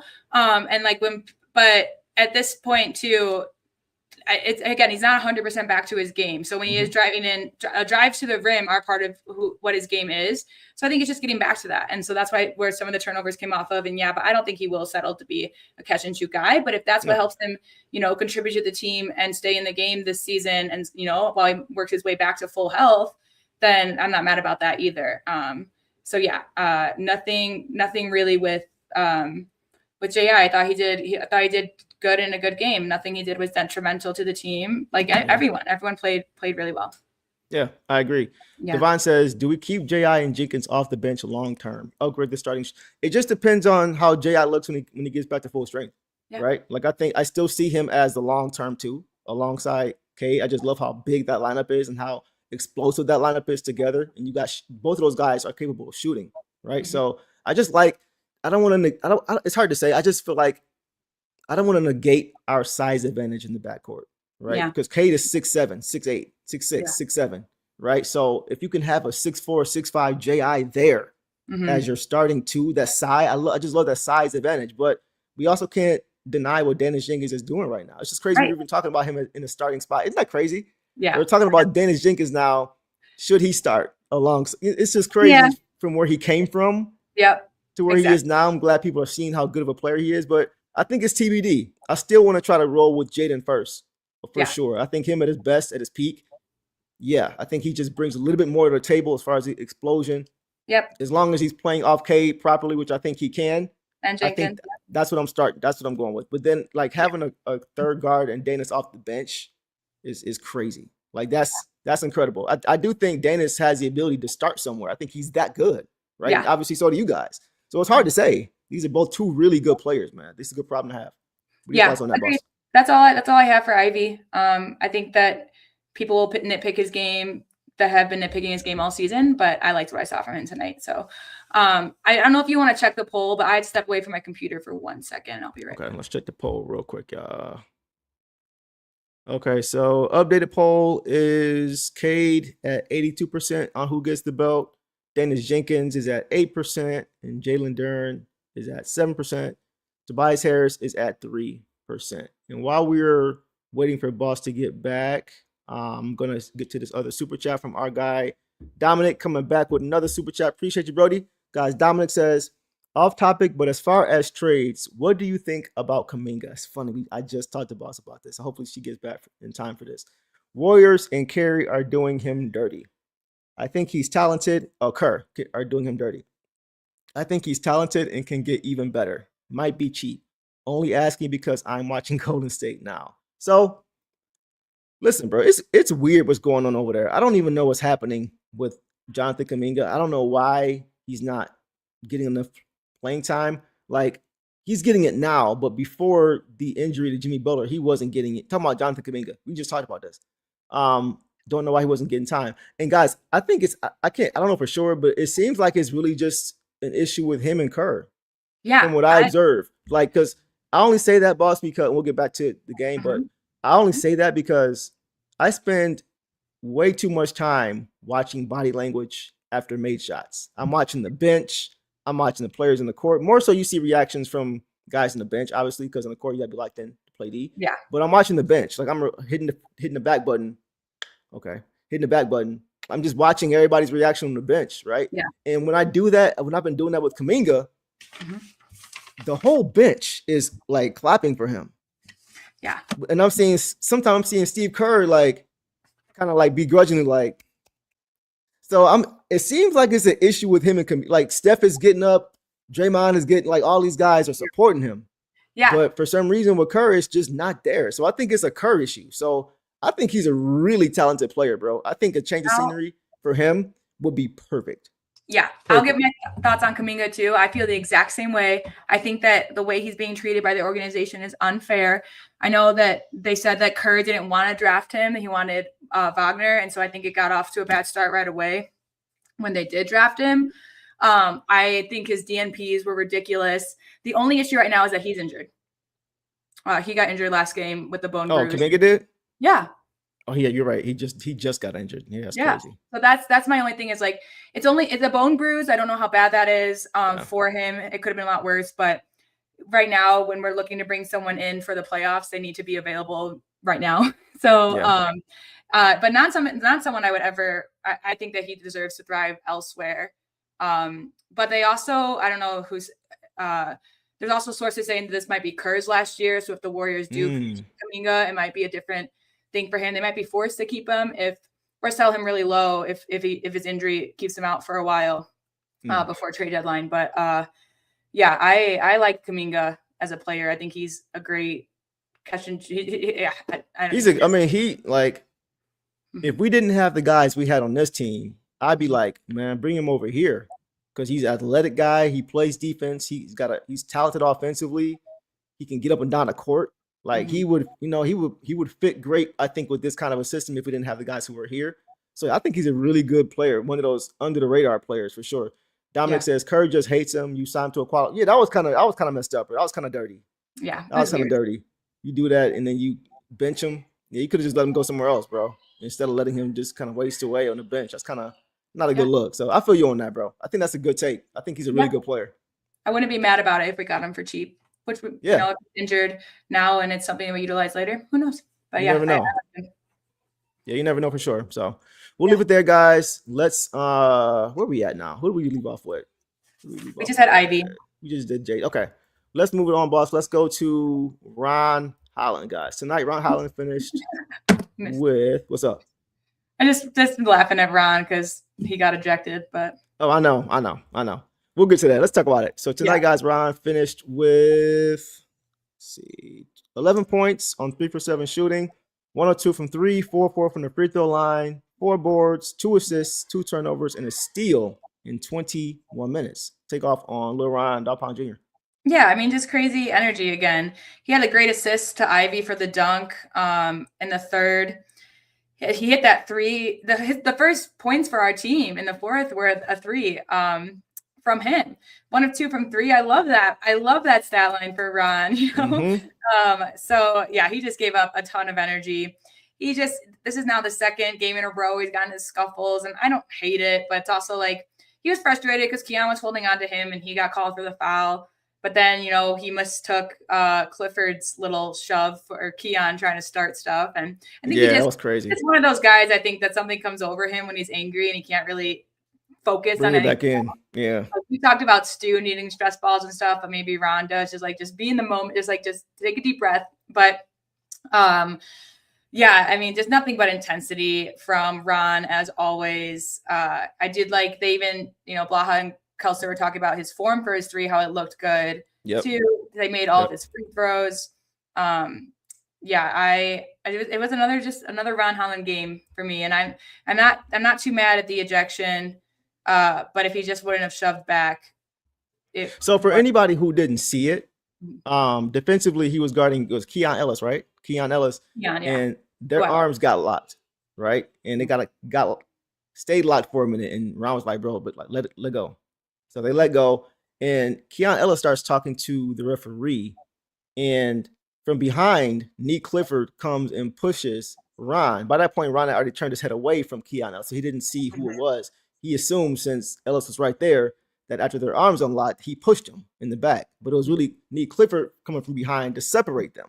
He kind of gave him a little nudge, right? And Ron turned around like, bro, Like, you're not done? Like, so, I think that's what ticked him off, because first he's like, bro, let go of my arm. And then it's like, as soon as I look away, you gonna push me? Okay, I'm gonna push you back. That's what that was. That's why he did it. Not excusing it, right? Because you got to keep your emotions in check. But when in that situation, I understand why he did it, right? And it didn't help that Keon Ellis like fell to the floor like he caught a two-piece from Mike Tyson. Like, that was crazy. I love Keon. I actually really do like Keon Ellis. He's another guy I don't think the Kings utilize a lot for some reason that could do better on another team for defense and for his 3-point shooting. But he with the flop, I was just like, that won't fly in Detroit. And in Detroit, you need to stand on 2 feet and take it. No flopping. Come on. Yeah. And I think, the Ron thing was okay today, but if it was a 10-point game with 5 minutes left, then it would have been a little bit more like, really, bro? Exactly. That's why I wasn't tripping. That's the only reason it was, a little bit more excusable. But Stu also got, we'll get to Stu later, but Stu also got his second technical 2 games in a row too. And just got to look out for because Ron was ejected off of 1 technical, but you gotta look for timing in terms of suspensions. So you just would hope that it doesn't come at a detrimental time because of early mistakes early on. So I agree with that. Like, Stu fell on Schroeder, and it looked like Schroeder said something to him, and Stu got up slow and just kind of pointed at him for anybody who didn't see it. Oh yeah, so that's where he got his from. But as far as Ron, aside from that, one thing I'm noticing more with him is just that he's becoming a very good passer, a much better passer, I'll say, for sure. He had a nice pass, dribble drive, kick to the corner for J.I. for that wide open 3, right? Yep. Great pass. Oh, nice. And then he also found him for that dunk that Jaden had. When Jaden cut to the basket, that was Ron once again penetrating and finding him. So, we know Ron draws a lot of attention because he gets downhill quickly, right? Yeah. That first step is quick. He accelerates quick, and he gets downhill fast. So his vision from that is getting a lot better. He still gets tunnel vision sometimes, but it happens a lot less than it used to. And he's just making the right play over and over again. So he's not looking to just score all the time like how it was before. He's actually looking to get guys involved because he's got a pretty good handle for a guy his size. So I thought he played good. And once again, the 3-ball, you said 1 for 2, like, just keep shooting it. Like, we're seeing very incremental and gradual improvement from him as far as shooting the ball, and the confidence is still there. So just taking advantage and then knowing when to pick your spot. Because sometimes he has the open shot, but he's looking to still drive, right? Because I think he's like, I'd rather see him now just look to shoot unless they really close out really hard. Because they're not going to close out really hard now because he hasn't proven he can knock it down yet. Right? He has to prove the rep of being able to consistently knock it down. Then you can start driving to the hoop because they're going to close harder. But now they're kind of laying off, and he's kind of driving into them.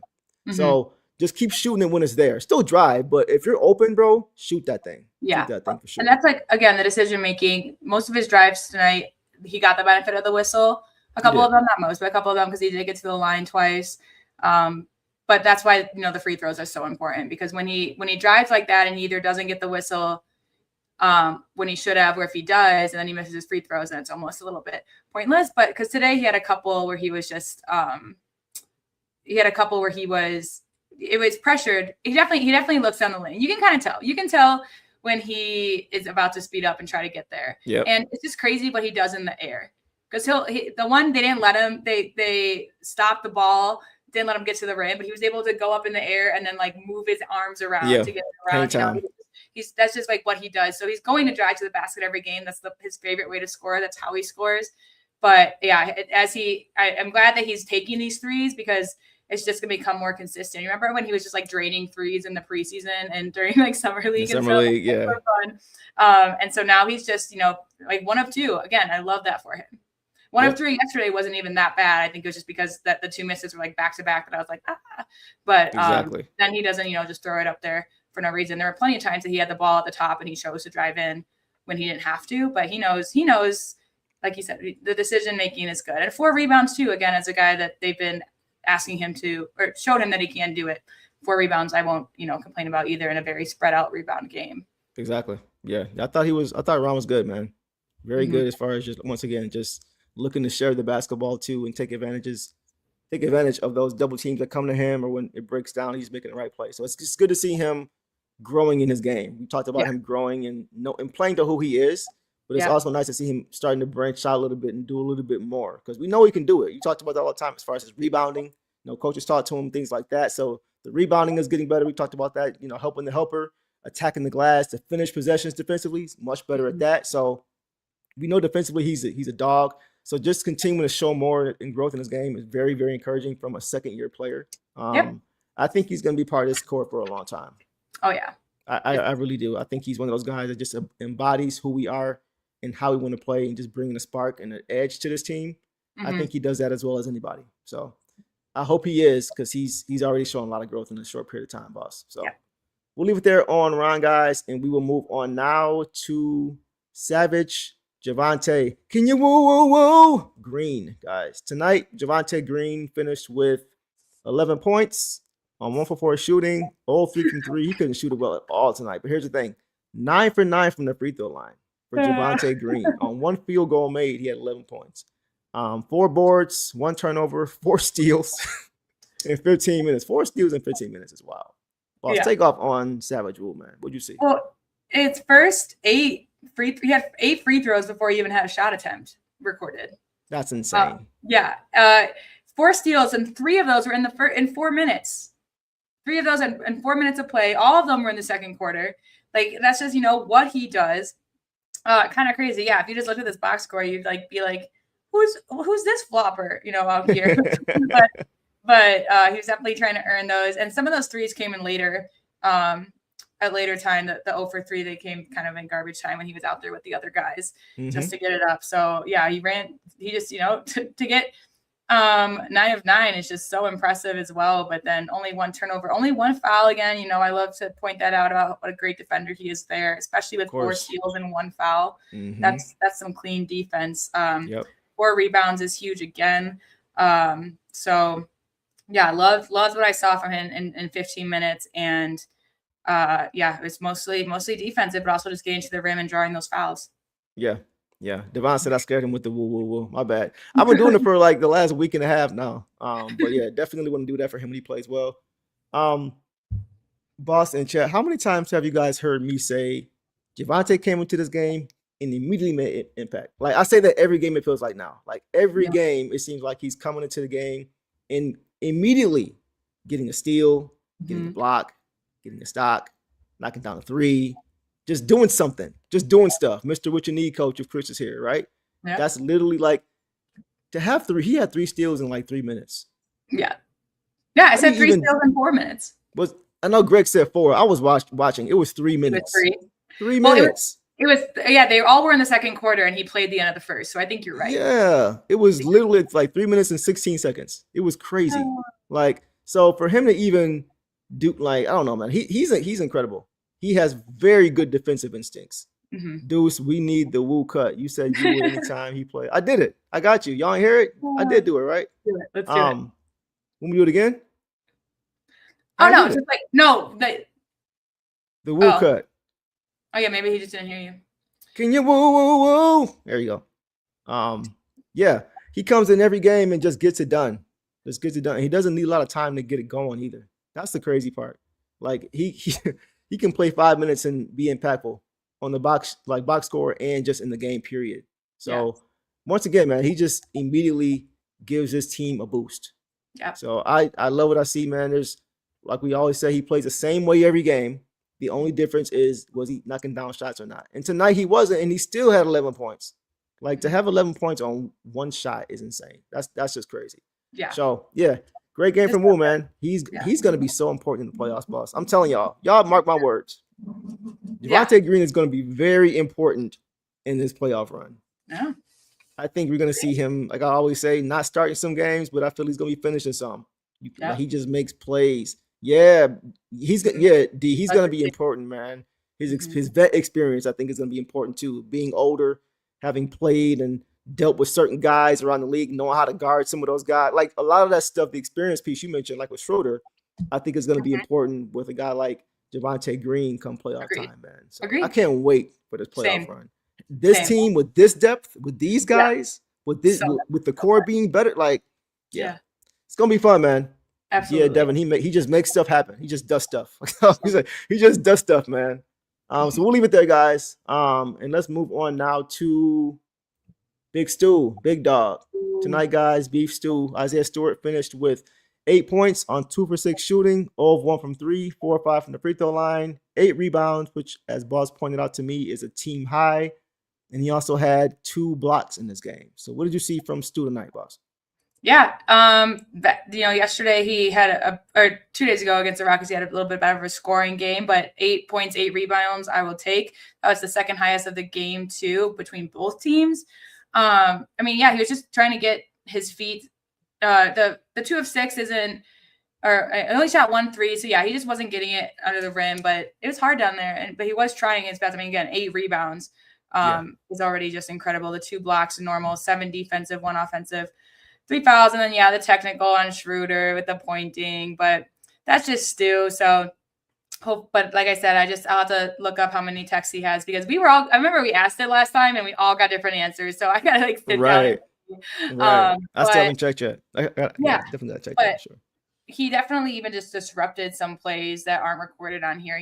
Guys weren't looking forward to going up there. He would come help defense as well. So yeah, just a great show out from Stu. I'm pretty sure 8 points off the bench is like his average. I think he's had like 8 points the last, other than the one against the Rockets, like the 2 games before this and this one, he had 8 points. But he got the job done as per usual. So. Got you. Yeah, I agree. My bad, Blackheart. This is what Blackheart was saying. I thought the Woo short video was what you meant by every time. Yeah. My bad. Oh, for Woo? Oh, okay. If y'all want at the end of this show, I'll throw it back up since he played a good game. Y'all let me know. But as far as Stu, Boss, we talked about earlier, guys, with the offensive rebounds and second chance points that the Kings had in this game.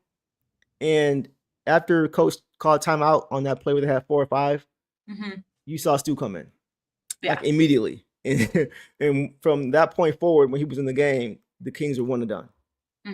They were that was gone. The offensive rebounding was just stopped after that. With Stu and JD in the game together, it stopped quickly. So just having Stu in there with JD, it just to me makes so much more sense at this point. Just having that 2 big lineup, with the 2 big guys to start the game, just makes the most sense, because once again, when you get those stops and you don't allow those offensive rebounds, you can get out and run even more, right? Instead of having to take the ball out the hoop after 4 or 5 chances at it, that's demoralizing, makes it harder to keep the energy up. Like, all that stuff is a domino effect. So I think just being able to get out and score, defense set up, get a stop, quick stop, get out, score, it's just a cycle. And that's how you get momentum and keep momentum with things like that. So I want to see that for sure. What up, though, Tom? Hi, Tom. What are your thoughts on this game, bro? Let us know. Let us know, man. So yeah, I thought Stu was great, man. And that's why, the Kings, like we said, they didn't have a lot of second chance points after that. We saw it late in the game when Stu and JD weren't in the game once again, but once they came back in again, it stopped again. So to me, it's like at this point, having them in the game just encourages how they want to play even more. So Tom also says, Pistons at Denver soon. I'll bet my life savings Boss will be there. Boss, will you be at that game? Of course. It has been marked since the schedule. Got my tickets. I always go with you guys, maybe we'll see. I'll be sending videos to Deuce because I'm still going to come back and be on the show, but I have to make my way back first. But going with my buddy who has endured Pistons games with me for 9 years. He's been who I bring to Pistons Nuggets for 9 years straight. And this year he actually texted me saying he was excited. It's trying to rub off, huh? We got all-stars on this team now. He's like, I don't know how he's like, I get fans this year with this squad, but he's seen some of the squads with me that we've had. So over the years, it'll be fun. And that's why another reason I'm just glad that we got this win before we start kind of a West road trip, because it is difficult. Even the Nuggets, if you guys have been keeping up, even if their guys are injured, they can still win games. So sound familiar? Fun. It's gonna be fun. Sound familiar for sure. So we'll get updates on that for sure. As far as with Stu, lifetime contract, bro. Lifetime contract. He's one of those guys to me, along with Ryan. Like a lot of these guys, I only keep for a long time. But Stu is another one of those guys who's like, he embodies Detroit. He embodies how we play, who we want to be, and he gives us that edge, right? From the second he steps on the floor, the second the game starts, hopefully, right? Like he can just set the tone. So I agree, man. Good game from Stu overall, boss. Anything else on him? Nope. All good with Stu.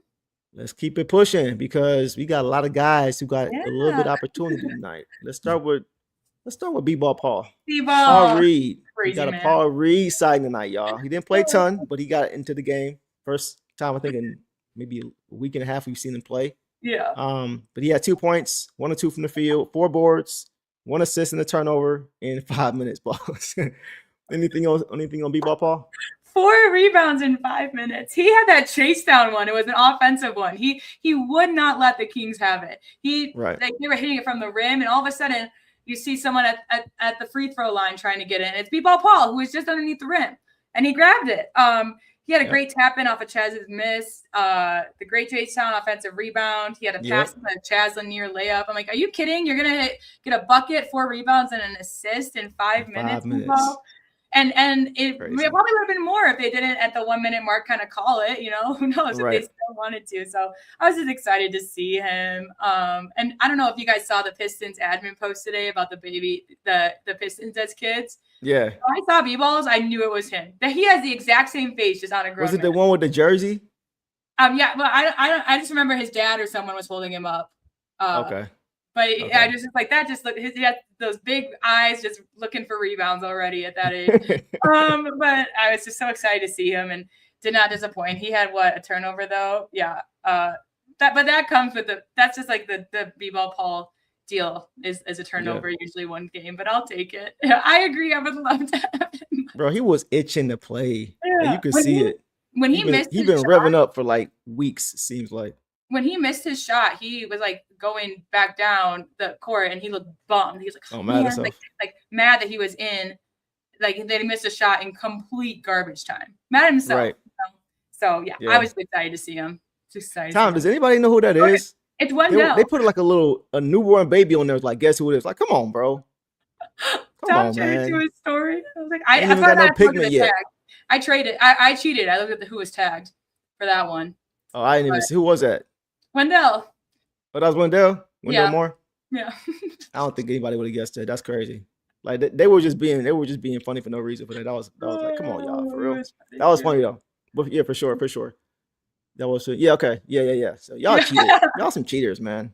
Yeah, that dude was like some of the faces were like obvious. Like Tobias, you could tell, same round head. Still, you could tell that same face. Ron, you could tell. Yeah.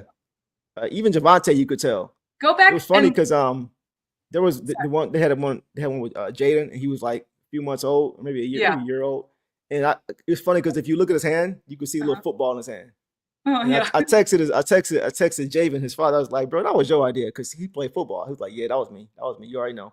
Trying to start on football early, but Jaden liked basketball. So yeah, go back and look at it again, and when you get to find B-Ball Pauls, you'll find it because of the tags.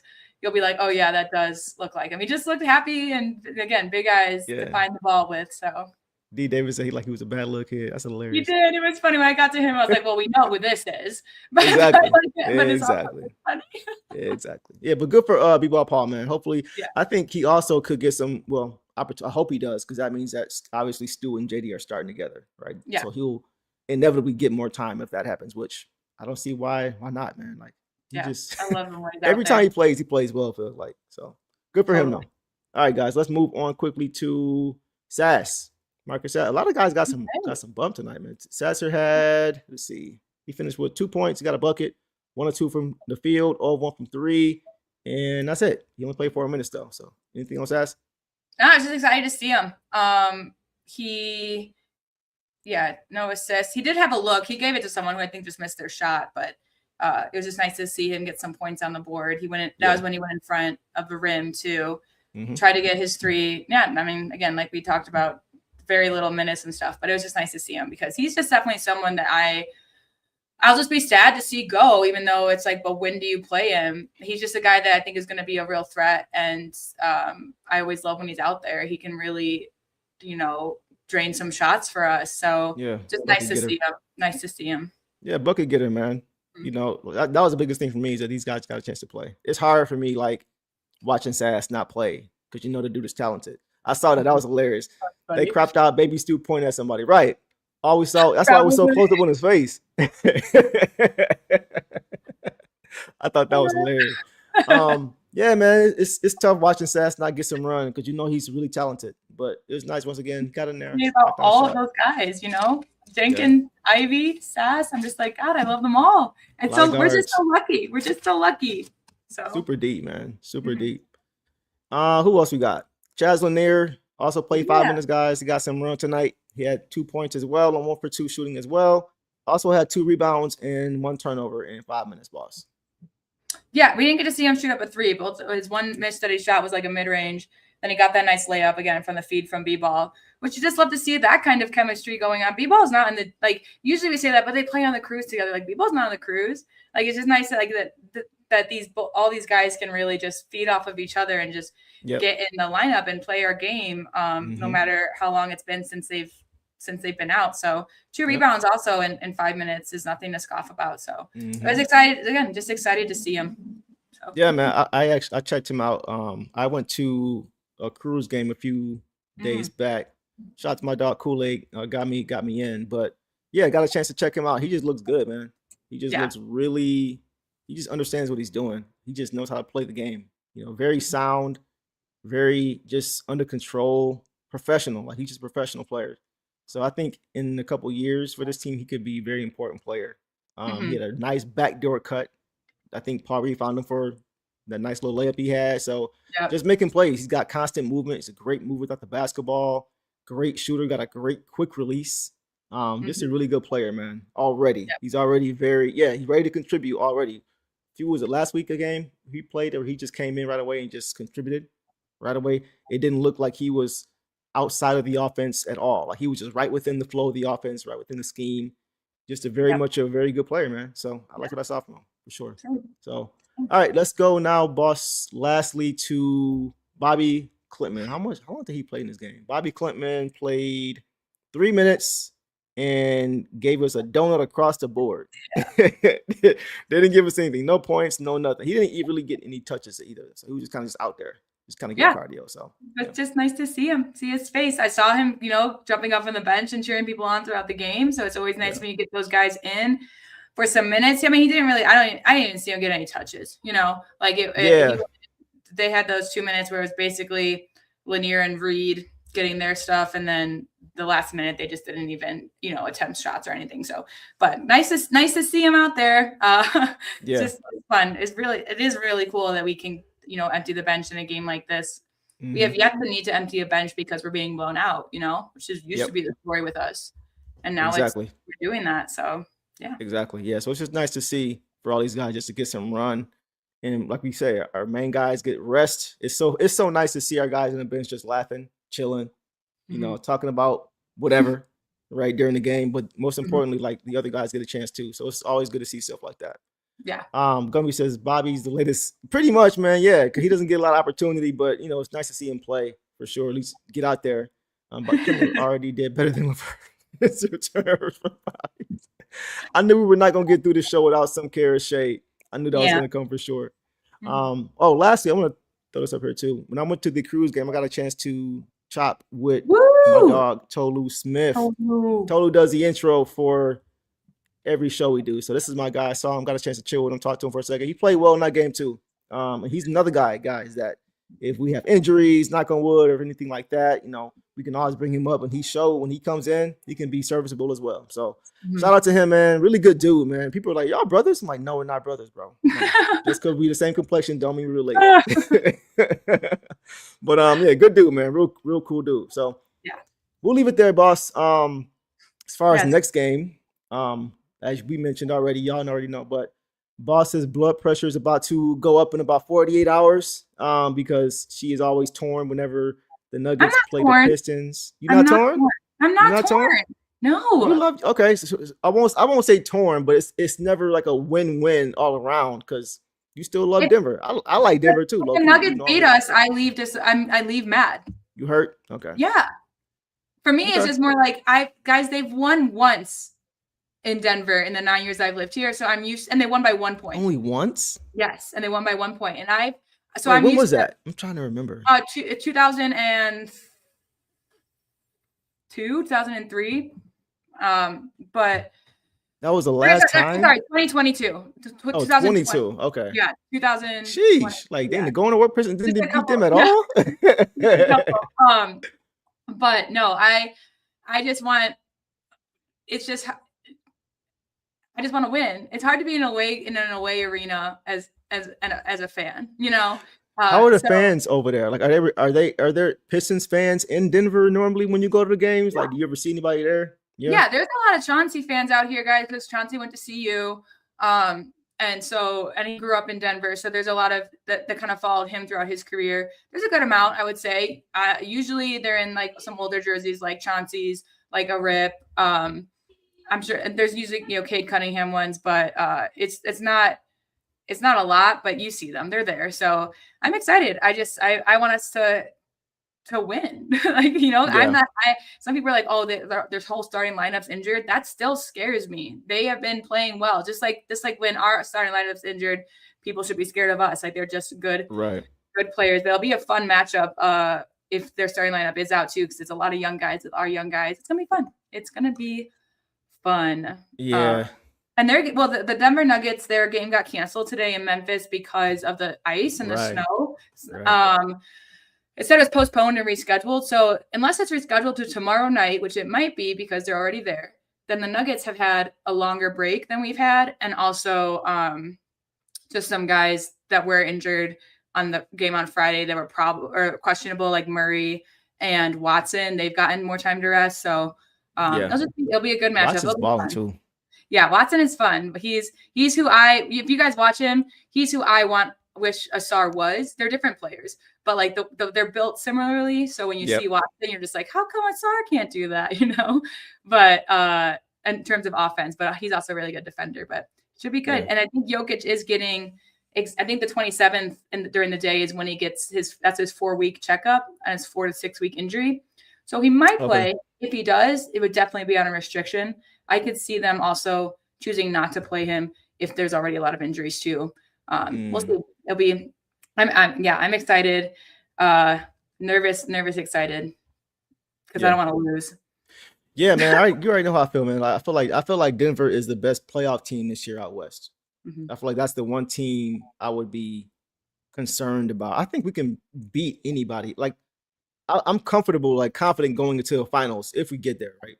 Into a finals, saying I think we can beat OKC. It wouldn't be easy. Obviously, they're the champs. They've been there, but to me, Denver will be a tougher matchup, right? So, just with their experience of going, to playoffs year after year, having MVP, having Jamal Murray, who they got 3 All-Stars on that team. Yeah. Right. 3 really good All-Stars on that team, and Aaron Gordon and Jamal Murray, who should have been years ago to go along with Jokic. So I think. And they got a lot of complimentary guys like Watson, who in a couple of years could be an all-star as well. Like, so Spencer they're really good. Their G League player that he's kind of like their Danish story. He's the guy who's gotten a little bit famous for being on LinkedIn. He's on LinkedIn and he posts to LinkedIn after every game. He's the Stanford grad. He's in the G League, you didn't know. But they're fun. AG just got hurt with his hamstring. I doubt he will be playing. Right, that's right. We could see Murray and we could see Watson and we could see Jokic. Like, we could see those guys back. And Murray and Jokic, that's tough. That's tough. Yeah, I've said before, like, Jamal Murray is my favorite non-Pistons point guard in the NBA. He's very fun. Like, he's not the most athletic. He's just a very good point guard, man. A very good floor general who can score pretty much at will when he wants to. He's just very polished, got the basketball on a string, like extremely high IQ. And he's not a good player. He's not a foul baiter. He has good pump fake, but he's never jumping into people. Like, he looks for his shot, like most of the Nuggets do too. And I'm going in fully a Pistons fan, totally anti-Nuggets. I just want us to win. Like, it's more just like that whole feeling of being in an away stadium, rooting for the other team. So agreed. Yeah. So that is a wrap for this show, guys. If you guys want the woo, let me know. But aside from that, guys, we're going to wrap this show up. Been a really good show. You got anything else, boss, you want to get to before we got out of here? I think that's pretty much all I got, though. Yeah, just happy Sunday. Congrats for the dub. Go see if Stafford can get it done against Seattle. I got him winning. I got the Rams winning that game. Do you want to know the score right now or no? No, I don't. Okay. I don't spoil nothing, y'all. Spoil it, chat. Don't spoil it. I'm trying to wait till I can actually get to it. But that's what I have in that game. I'm gonna leave that alone so y'all don't get tempted. Yeah. But we'll see. We'll see how it plays out. Do you have a Super Bowl pick, boss? Like, who do you have going to the bowl? Did you already say? I was rooting kind of for the Seahawks, but I'm not mad at either. And I was hoping for the Broncos. They ended up. Do you want to know? No. Okay. Nope. I can't tell you then. Nope. Okay. All right. I'll leave it there. Anyway, we appreciate you guys as always. Great show, man. We appreciate you guys showing up and showing out as you guys always do. Been a lot of fun. Make sure you guys smash that like button and subscribe if you are new. And y'all know the drill, man. We will see y'all come, what is that, Tuesday night? Tuesday night. Yeah, we'll see y'all Tuesday night, man. So everybody have a great night. Stay warm, stay safe, and Detroit versus everybody. Peace. All right, you ready to do this, kid? 1, 2, 1.